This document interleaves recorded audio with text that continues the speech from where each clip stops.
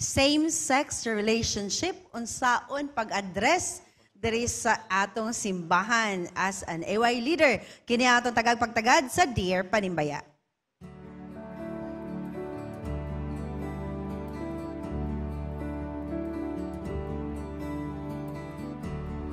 Dear Panimbaya, officer ko sa mga batanon sa among iglesia.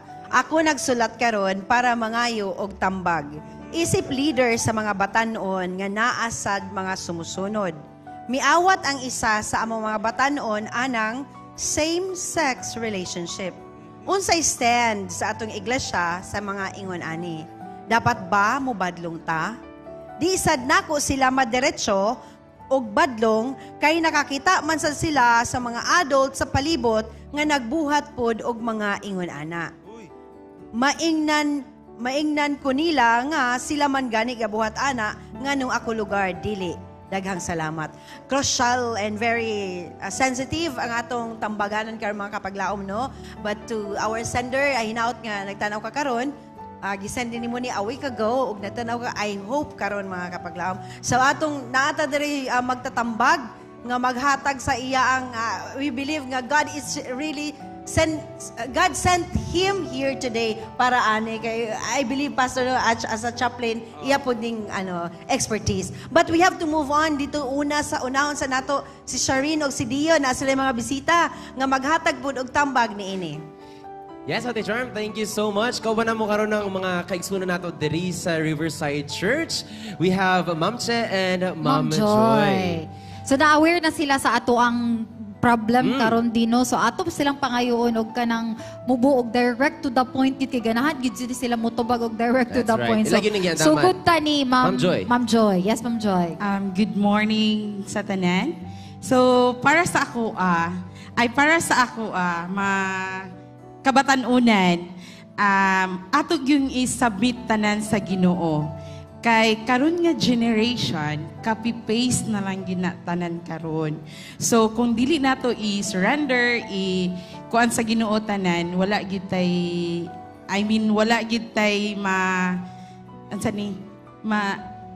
masolusyonan. Yes, thank you kay Ma'am Joy. What about Ma'am Che?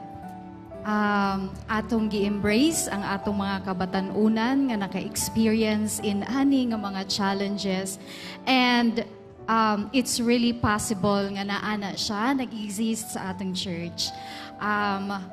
As mga leader sa atong church, ato ang timan-an nga ato ang higugmaon nga mga kabatununan ug ato silang giyahan mga kaigsuonan sa sakto nga mga dalan. Busa nagkinahanglan gid ni sila og mga pag-amuma og mga guidance nato. Oh, tinuod gid na siya. And karon din nagstorya ta gani natin Cham. Ako lang gusto nga ma-emphasize no, katong tubag nimo gani nga sharing nato gani na. Di gusto na ko nga imo to siyang i-share pod.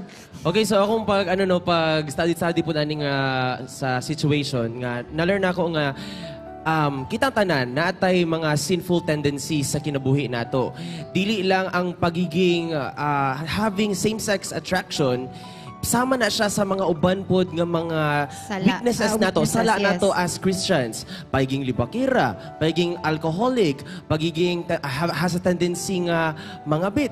Kani nga mga sala naani sa ato as atong life, and we need to overcome it.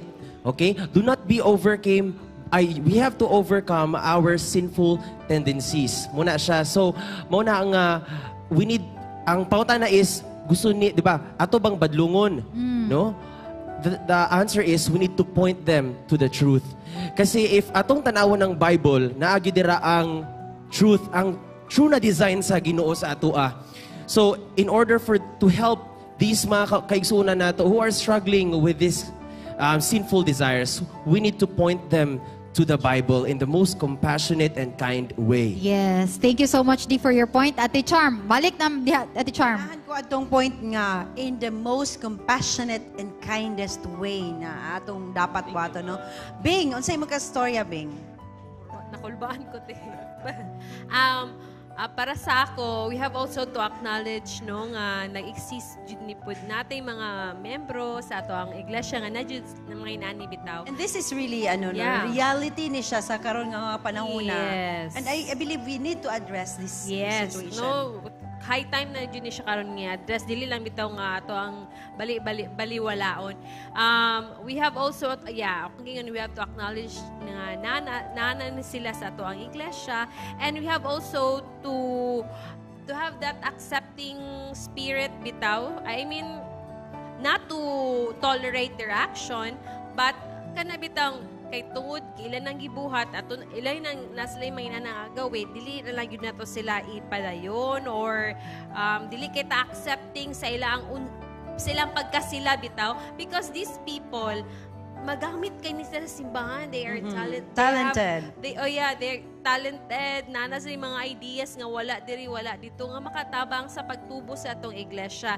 And we have, as members of the church, we have to embrace them of their individuality, but not to somehow tolerate their actions. Kaya nga ang ila pong mga gawi, sama ra po na sa atong mga sala nga atong ginabuhat po, no? Kaysa Ginoo walay degree sa yes, sala. wala man goy ingon nga gamayng sala, dakong sala. Sala yun sala. sala. Alright. No? Thank you, Bing. Parehara ta makasala. Let's move on to Awing. Maka-English tanig, lisod. Lisod bitaw. Lisod gini siya nga sitwasyon. Pero ako alang, basta na yung maungani, kabaluta, magamit sa church, magamit sa tanang activity, imo ni pahimo og mga program, naani sila nga mga talento, amumahon lang ginisulod sa iglesia. Amumahon, guidan, maura nga akong masulti. That's all. Thank you. Amumahon o giyahan. Kang Bing is embrace, accept. Kang Dion and Sharon is point them to the truth, but compassionate and kindness. Pastor, what can you say? Okay, adunay duha ka pangutana niya dinhi. Unsa ista nato sa iglesia? Yes, Pastor. Dili gid ni gitugod sa iglesia.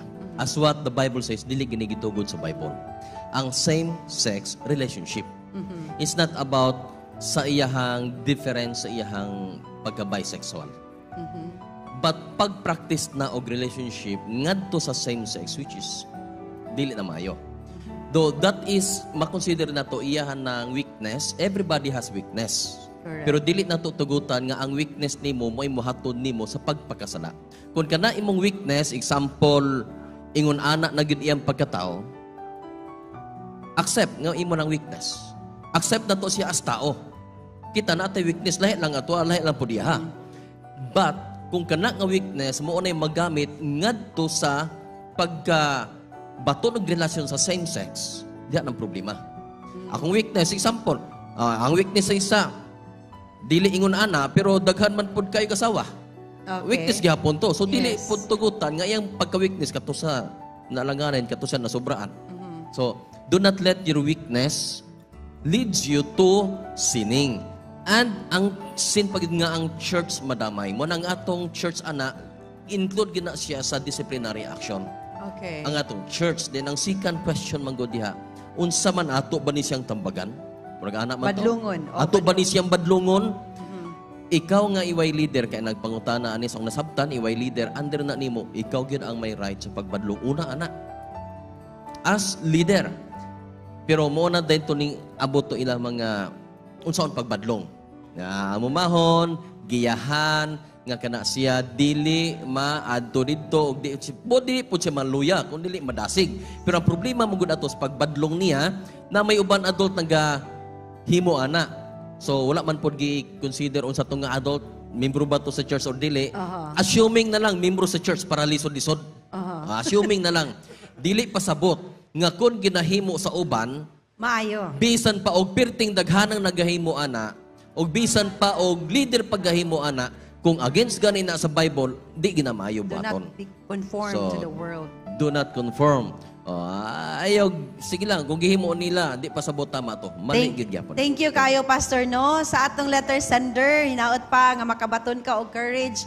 Please pray before ka maghimo og mga, siguro imo ang first step, ani. I mean, your first step should be prayer. Kay lisod kayo ni siya. And then you have to win the heart of those individuals nga naghimo sa atubing, no? Kay di man ka katambag, di ba, Pastor?